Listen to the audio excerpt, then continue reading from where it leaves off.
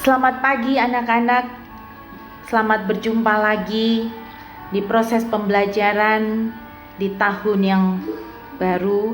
Untuk menikmati pembelajaran, kita mulai dengan berdoa. Terima kasih Tuhan, karena pagi hari ini Engkau sudah melindungi kami, Engkau sudah memberkati kami dengan kesehatan, sehingga anak-anak kami dapat hadir semua dalam pembelajaran di awal ini Tuhan. Berkati dengan hikmat pengetahuan, berkati Tuhan juga dengan kesehatan, agar anak-anak kami dapat menerima semua proses pembelajaran ini dengan baik dan lancar. Terima kasih Bapa, ampuni setiap salah dosa kami, di dalam nama Tuhan Yesus, doa ini kami alaskan. Amin. Sampai jumpa lagi di saat-saat yang indah ini. Kita awali dengan salam sosiologi. Isore, integritas, semangat, optimis, responsif, excellent, dan kreatif. Oke? Semuanya sudah dirangkum di dalamnya. Maka saat ini kita lihat, kita menyaksikan, dan yang terpenting adalah kita fokus untuk belajar kembali. Siap? Siap. Ya.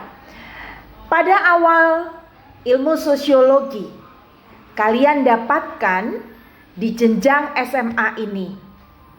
Siapa kira-kira pada saat di SMP belum pernah mendengar ilmu sosiologi? Kebanyakan pasti ada yang tidak tahu atau belum mendengar. Kenapa Ibu katakan kebanyakan demikian? Karena di SMP masih terangkum menjadi satu pada satu ilmu, yaitu IPS. Di dalamnya ada ekonomi, ada geografi, ada sosiologi, ada sejarah, dan semuanya. Nah, saat ini kamu sudah masuk pada jenjang sekolah menengah atas. Nah, pelajaran kita khusus untuk ilmu sosiologi itu bagian dari sekian mata pelajaran. Pasti juga kamu akan bertanya, apa sih ilmu sosiologi itu? Nah, kalau sudah ada yang tahu, coba kamu tulis di bukumu, di depanmu, tulis aja dulu. Nanti ada saatnya Ibu kasih kesempatan untuk bertanya. Oke? Nah, sekarang Ibu mulai dengan awal dari pembelajaran ini. Apa tujuan kita mempelajari sosiologi? Yang pertama adalah kita lihat menjelaskan di sini, ya, menjelaskan sosiologi sebagai ilmu sosial, ya. Nah, kita lihat di sini ilmu sosial, ya. Oke.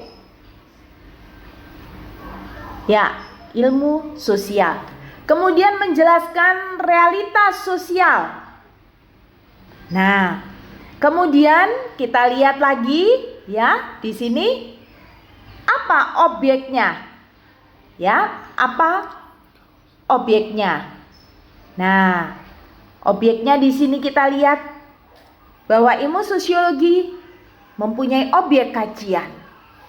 Perhatikan baik-baik ya Nak ya. Oke. Nah, lalu di berikutnya kita akan menjelaskan kehidupan sosial. Nah, kehidupan sosial berarti yang ada di dalam objek tersebut. Ya, seperti itu. Makanya diperhatikan baik-baik. Lalu yang terakhir, nah, kita disuruh mengidentifikasi. Nih, mengidentifikasi gejala sosial. Nah, mengidentifikasi berarti kita mengelompokkan gejala-gejala sosial. Di mana terjadi gejala sosial itu dan siapa objek gejala sosial itu. Oke, ya. Oke, sampai di sini dulu. Nah, sekarang berikutnya kita lihat. Nah, muncul di sini hakikat manusia sebagai makhluk individu dan sosial. Nah, dikatakan di situ sebagai makhluk individu dan sosial. Sekarang menjadi pertanyaannya Bu Mihar adalah, coba lihat hewan, ya, binatang bisa berbicara, dia bisa besar, berkembang dari kecil jadi besar. Nah, kita lihat lagi tumbuhan, disiram terus, dia juga bertumbuh, berkembang jadi tinggi. Nah, manusia juga demikian, dikasih makan, dirawat, dipelihara, dia menjadi bertumbuh, berkembang. Nah, sekarang apakah hewan, manusia, tumbuhan disebut sebagai makhluk sosial? Putih-putih ada nggak putih-putih? Pasti tidak. Ya, tidak. Mengapa demikian? Mereka bisa disebut sebagai makhluk hidup, tetapi yang disebut makhluk sosial adalah hanya manusia. Mengapa manusia sebagai makhluk sosial? Nah, di sini kita lihat, ya. Sebagai makhluk individu, manusia memiliki kepribadian, nah, yang unik, ya. Dia memiliki penampilan fisik, lalu dia memiliki perasaan, nah, ya. Maka dia sebagai makhluk sosial. Nah, sekarang berarti kalau kita lihat berikutnya, manusia sebagai makhluk sosial itu dia memiliki hidup yang bermasyarakat. Nah, mengapa dia harus menunjukkan sikap yang positif? Nah, lalu kita lihat berikutnya, sikap yang positif yang bagaimana? Tenggang rasa, solidaritas. Nah, ya. Maka manusia disebut sebagai makhluk sosial. Dan dia tidak bisa hidup sendiri. Dia butuh orang lain. Sama seperti ketika kalian masih kecil. Apakah kalian lahir, ya, dari rahim ibu kalian, dari mama kalian, lalu kalian bisa hidup sendiri, bisa melakukan aktivitas sendiri, ya, bisa langsung berjalan sendiri? Wah, kalau itu terjadi, waduh, kita bisa geger. Geger dalam hal apa? Ya, kita bisa geger ketakutan loh. Baru lahir kok udah bisa jalan, baru lahir kok udah bisa ngambil gelas untuk minum, bisa ngambil piring, ada makanannya dimakan. Tidak. Tapi kita butuh orang lain. Nah, maka dia makhluk sosial. Dia butuh interaksi dengan orang lain. Dia tidak bisa hidup sendiri. Oke? Nah, sekarang kalau begitu kita lihat sekarang. Nah, maka di dalam ilmu sosiologi itu dikatakan bahwa ilmu yang mempelajari siapa? Manusia itu sendiri, atau ilmu yang mempelajari seluruh yang ada dalam manusia itu sendiri? Atau pendapat kalian seperti apa? Ya, ilmu sosiologi itu adalah ilmu yang mempelajari masyarakat. Nanti kita lihat beberapa slide-slide ini, objeknya, pengertiannya, dan munculnya, dan tokoh-tokoh dalam sosiologi. Kita sekarang kembali kepada tokoh sosiologi, ya. Nah, tokoh sosiologi dan yang disebut sebagai bapak sosiologi itu adalah Auguste Comte. Dan dia melihat bahwa gejala sosial, gejala yang terjadi pada setiap individu dan individu, yang terjadi dari hari ke hari, yang terjadi di mana saja, peristiwa-peristiwa, masalah-masalah. Nah, dipelajari oleh bapak sosiologi, yang mana disebut bapak sosiologi kita karena dia pertama sekali mendalami ilmu sosiologi, yaitu Bapak Auguste Comte. Dengan dia mengawalinya bahwa ilmu tentang gejala sosial yang tunduk pada hukum alam dan tidak berubah-ubah. Dia mengangkat pernyataan ini. Maka ini dikemas dalam perjalanan dan perkembangan ilmu sosiologi. Karena gejala sosial itu melibatkan kehadiran setiap individu, seseorang yang tidak luput dari masalah-masalah sosial, baik itu hal-hal yang positif maupun hal-hal yang negatif. Nah, sekarang kita lihat di sini ada beberapa tokoh sosiologi. Ya, selain Emil Durkheim, ada Max Weber, ada Sujono Sukanto, dan Selo Sumarjan. Mereka memiliki pemahaman, memiliki konsep-konsep mengenai sosiologi dari sudut pandang yang berbeda-beda. Tetapi mereka selalu melihat itu yang terjadi pada lingkup masyarakat. Ya.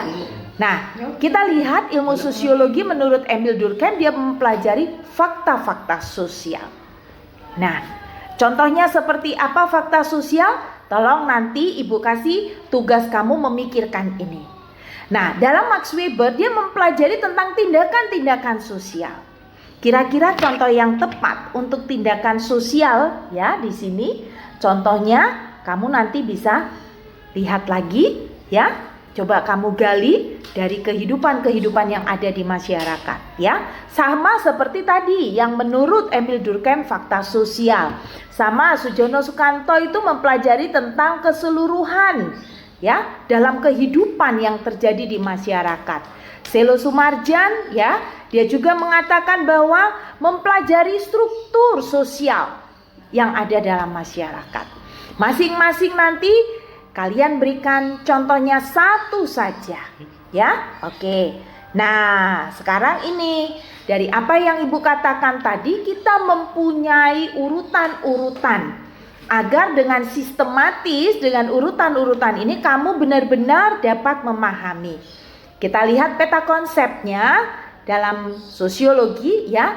Kita lihat awal kemunculan sosiologi. Nah, awal kemunculan sosiologi di sini yaitu mengenai sejarahnya nanti, pengertiannya, objek kajian, ruang lingkup, ya. Kemudian sosiologi sebagai ilmu pengetahuan, sosiologi hubungan dengan ilmu lain. Maksudnya apa hubungan sosiologi dengan ilmu matematika, ya?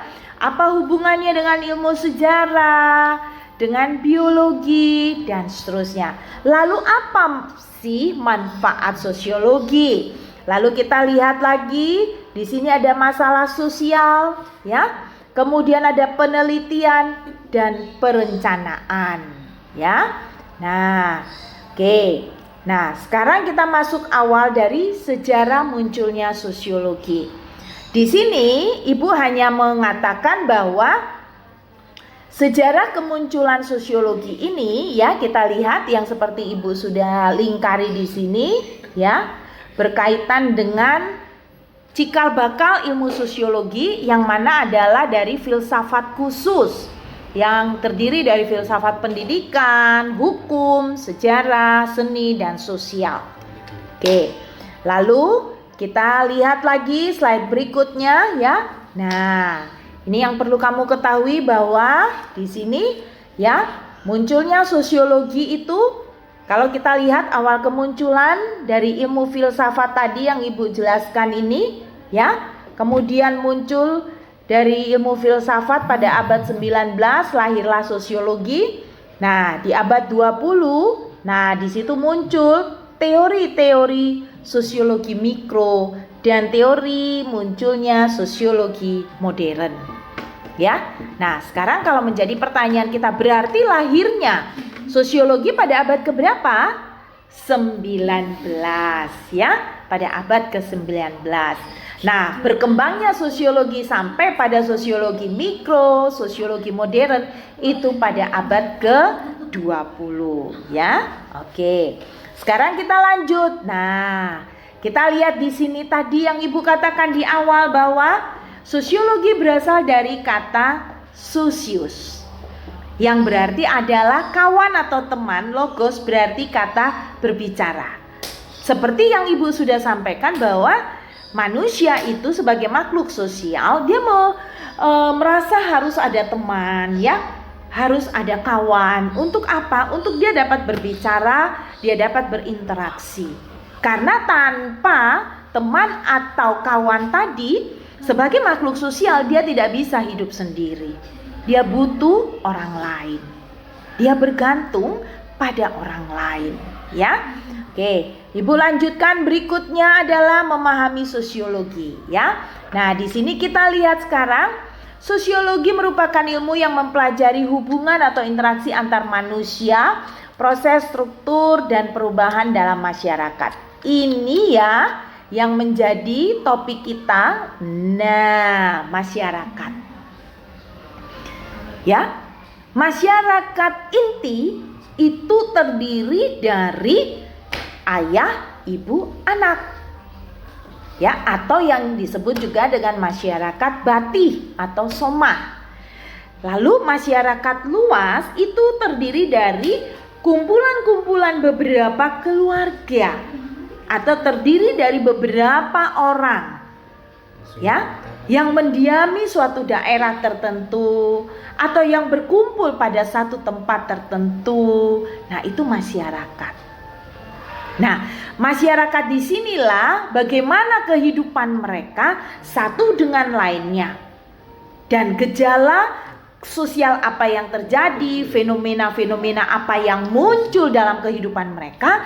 Nah, kita akan bahas semuanya di dalam sosiologi. Oke?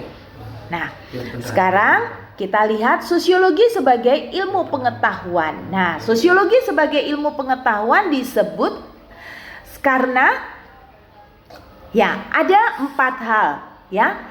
Ada 4 hal. Yang pertama kita lihat dapat dibuktikan jelas ya, bahwa kita mengatakan bahwa ini masyarakat miskin, ini masyarakat perkotaan, ini masyarakat pedesaan, itu semua ada dibuktikan. Contohnya kita mengatakan tuh masyarakat pedesaan, buktinya apa? Karena mata pencahariannya bertani misalnya. Ya. Nah, kalau dibilang oh ini masyarakat perkotaan, buktinya apa? Karena mereka sudah mengenal alat-alat teknologi, ya, dan seterusnya. Lalu kedua, berikutnya di situ ada tersusun secara sistematis. Benar. Ketika kita akan mempelajari masyarakat itu, kita lihat dulu. Pertama, ya, dari tempat tinggal misalnya, atau dari usia misalnya, atau dari. Jadi, ketika ilmu sosiologi itu sebagai ilmu pengetahuan, yang berikutnya adalah karena tersusun secara sistematis, ya. Dimana secara sistematis bahwa kita melihat dulu. Ya, kita tidak langsung mengatakan oh masyarakat ini disebut masyarakat pedesaan, ini masyarakat perkotaan, langsung tidak. Tapi kita lihat oh dari mata pencahariannya, dari kehidupan sosialnya, dari status sosialnya, ya. Nah, kemudian berikutnya berdasarkan fakta dan pemikiran. Ilmu sosiologi tidak hanya meramal begitu saja, tetapi ada fakta-fakta pendukung. Mengapa kita mengatakan bahwa ini masyarakat industri, perkotaan, masyarakat pedesaan? Ya, karena ada fakta yang mengatakan. Nah ya, jadi di sini kita lihat ada fakta dan pemikiran. Faktanya apa? Ya, karena kehidupan mereka. Ya, berdasarkan teknologi-teknologi yang sudah canggih. Atau kita lihat, faktanya mata pencahariannya mereka bertani, maka kita sebut masyarakat pertanian. Nah, pola pikiran yang muncul dari masyarakat pertanian, masyarakat perkotaan atau masyarakat industri jelas juga berbeda. Nah, itu tadi kalau kita lihat sosiologi sebagai ilmu pengetahuan secara sistematis di atas tadi ini. Ya, kenapa? Karena pemikiran, pola pikir mereka juga berbeda satu dengan yang lain. Mungkin kita dapat mengatakan bahwa pola pikir orang masyarakat industri dengan masyarakat pedesaan, ya, itu cukup berbeda sekali. Industri adalah pemikirannya cukup keras, cepat, tetapi mungkin di dalam masyarakat pedesaan, ya, atau masyarakat pertanian, mereka cukup lambat. Atau pola pikir mereka masih tergantung pada situasi alam. Ya, jadi saat mereka menanam misalnya mereka akan lihat situasi alamnya bagaimana. Musim apa, hujankah, kemaraukah? Tapi kalau untuk masyarakat industri mereka sudah dengan teknologi-teknologi yang cukup canggih. Mereka tidak mengenal lagi dengan apa yang terjadi, ya, apakah itu musim hujan atau musim kemarau, tidak. Karena apa itu tadi? Penggunaan teknologi satu dengan yang lainnya. Ya. Nah, sosiologi disebut sebagai ilmu pengetahuan yang keempat. Di sini kita lihat dapat diuji. Nah, diuji apa kebenarannya? Ya. Jadi tidak hanya kita begitu mudahnya mengatakan bahwa ini bahwa dari sudut pandang masyarakat industri tanpa kita lihat uji kebenarannya bagaimana. Tetapi kita mengatakan ini masyarakat industri karena ya kita lihat uji kebenarannya, kita lihat bahwa munculnya teknologi canggih. Nah, munculnya pola pikir yang cukup keras, yang cukup rasional, ya. Nah, itu maka sosiologi sebagai ilmu pengetahuan. Nah, kemudian berikutnya kita lanjut. Nah, realita sosial sebagai kajian ilmu sosiologi, ya. Realita di sini kita lihat di sini. Nah, dari 4 gambar ini ada sosialisasi, ya, ini. Kemudian ada hubungan sosial, nih, ya, hubungan sosial kita lihat dia berinteraksi satu dengan lain, dan kita lihat di sini nilai dan norma. Nah, gambarnya sedang kepatuhan pada nilai dan norma. Nah, ini dari realitas sosial yang menjadi kajian. Nah, kajian ilmu sosiologi tadi, ya. Apa kajian ilmu sosiologi itu tadi? Ya ini tadi sosialisasi, hubungan sosial. Nah, itu semua terangkum pada masyarakat. Nah, ya. Oke. Kemudian kita lihat terjadinya proses sosialisasi, yaitu pembentukan kepribadian. Ya, setiap makhluk sosial tidak bisa lepas dari yang namanya sosialisasi ini. Ya, tidak bisa lepas ini sosialisasi terus menerus. Ya, karena di dalam sosialisasi itu adalah proses pembelajaran, pengenalan nilai norma. Ya, nah kemudian kita lihat hubungan sosial di sini. Ya, tidak bisa lepas dengan lingkungan sosialnya. Ya, apakah dia hanya butuh untuk teman berbicara, ya? Kemudian kita lihat berikutnya di sini. Nah, ya. Nah, di sini nilai dan norma. Ketika dia harus masuk area, dia harus menggunakan salam. Ya. Sedikit menundukkan badan. Nilai dan norma merupakan aturan-aturan, ya, kaidah yang harus ditaati pada lingkup masyarakat tersebut. Ya, oke. Lalu berikutnya kita lihat, nah, ya, realitas sosial yang terjadi lagi di sini. Kelompok sosial. Ya, kelompok sosial terdiri dari beberapa individu ini. Nah, Kemudian kita lihat di sini ada struktur sosial. Struktur ini tatanan. Nah, butuh tatanan. Di sini kita lihat jajaran kabinet, ya. Ada presiden ini, ya. Struktur tatanan. Kita butuh sebagai makhluk sosial. Karena kalau tidak terjadi struktur sosial, tatanan sosial dalam masyarakat, ya itu akan terjadi satu kekacauan, ya, atau chaos. Kemudian dalam kehidupan masyarakat juga kita tidak lepas dengan adanya mobilitas sosial. Mobilitas itu adalah perpindahan, pergeseran. Nah, pergeseran ini berkaitan dengan peran dan status sosial dari masing-masing individu itu yang berada dalam masyarakat. Dia butuh mobilitas sosial, ya.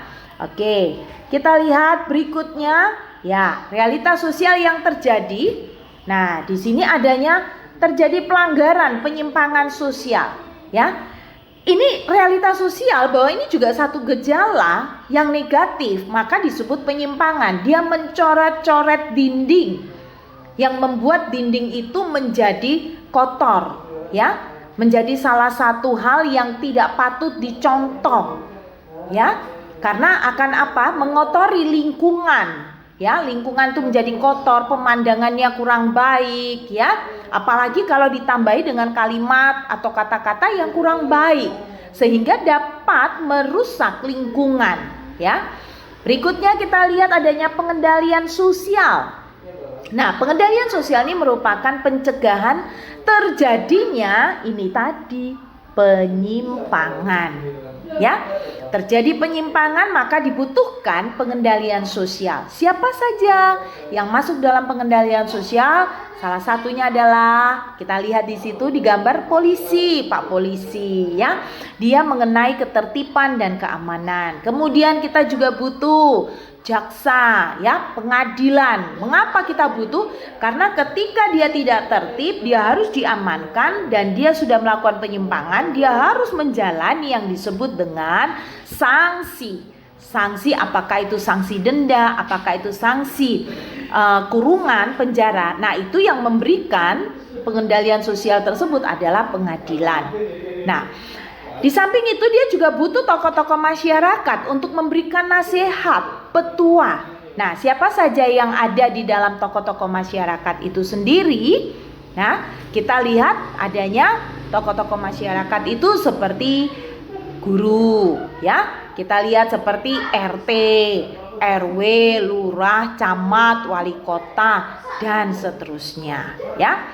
Nah, dalam kehidupan masyarakat kita butuh lembaga-lembaga sosial. Karena lembaga sosial ini memiliki tujuan untuk memenuhi kebutuhan masyarakat. Nah, memenuhi kebutuhan masyarakat yang bagaimana? Ya, ketika seseorang itu sudah menginjak pada usia dewasa dan waktunya dia harus menikah, waktunya dia harus membuat keturunan, maka yang melindungi ini, mengayomi ini adalah lembaga perkawinan, ya, lembaga agama. Mengapa? Karena semua lembaga-lembaga ini merupakan kumpulan dari nilai-nilai dan norma-norma yang berlaku dalam masyarakat. Maka apabila seseorang ingin membentuk satu keluarga, dia harus melewati ini. Lembaga perkawinan, lembaga agama. Mengapa? Karena mereka dapat pengesahannya. Karena di dalam lembaga agama, lembaga perkawinan ini, mereka terikat oleh peraturan-peraturan yang melandasi, ya, penyatuan dari unsur ini, dari laki-laki perempuan dengan usia dewasa. Nah, mereka terikat dengan aturan, dengan hukum yang berlaku. Nah, lewat lembaga-lembaga inilah mereka dipersatukan. Nah, kemudian kita lihat perubahan sosial. Ketika manusia dia hidup, lalu dia bertumbuh, dia berkembang, ya, dia butuh orang lain, dia berinteraksi dengan yang lain. Nah, di dalam dia saat berinteraksi, di dalam pertumbuhan dan perkembangannya, dia tidak luput dari perubahan sosial. Mengapa demikian? Karena makhluk sosial itu memiliki sifat jenuh, sifat bosan. Ya, ada salah satu tokoh mengatakan, Hicksman, dia mengatakan bahwa terjadinya perubahan sosial itu karena kebosanan. Ya, karena kejenuhan, maka dia ingin berubah. Ya. Berikutnya, ya.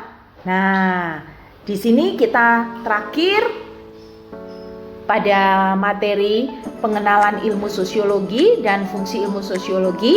Nanti kamu lihat video yang sebentar Ibu kirimkan dan kamu amati, dan kita lihat apa yang terjadi dalam video itu nanti. Tolong kamu membuat suatu pendapat dari masing-masing kalian. Tolong tidak bertanya kepada temannya, tetapi buatlah itu dengan tadi di awal salam sosiologi integritas. Buatlah dengan kejujuranmu, ya, hasil usahamu sendiri. Jangan takut salah setiap perkembangan yang Ibu sampaikan nanti dalam video ini.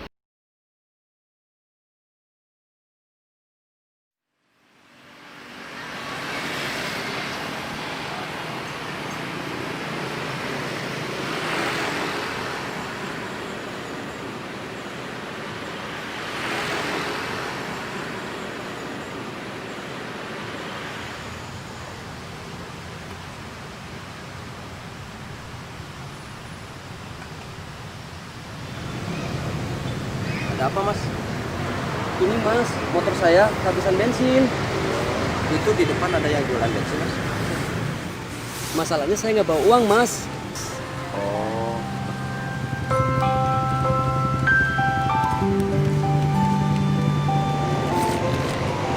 Ini, Mas, pakai uang ini aja dulu. Nggak apa-apa nih, Mas. Mas ikhlas. Alah, nggak jadi soal itu, Mas. Tuh tukang bensinnya ada di depannya. Terima kasih ya, Mas. Jarang-jarang ada orang kayak Mas ini. Udah kalau gitu saya ngisi bensin dulu aja di depan, Mas ya. Iya, Mas. Itu tukang bensinnya depan sebelah kanan ya, Mas. Ya, Mas. Makasih, Mas. Ya, sama-sama, Mas.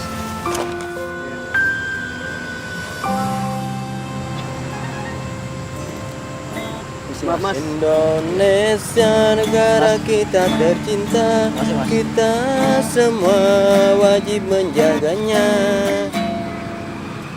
Maaf, Mas, nggak ada kembaliannya. Udah ambil aja, Mas, ceritanya istri saya lagi lahir anak pertama. Alhamdulillah lahir dengan selamat. Jadi nggak ada salahnya saya memberikan rezeki lebih, ada orang lain kan. Serius, ini serius, Mas. Ya udah, selamat ya, Mas, Iya. buat anaknya. Sama-sama.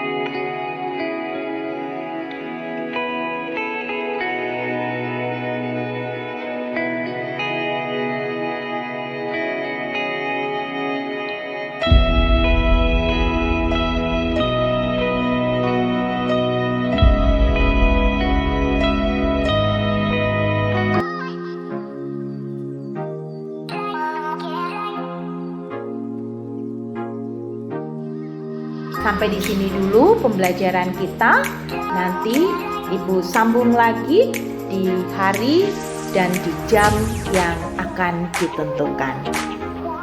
Sampai bertemu. Tuhan Yesus memberkati.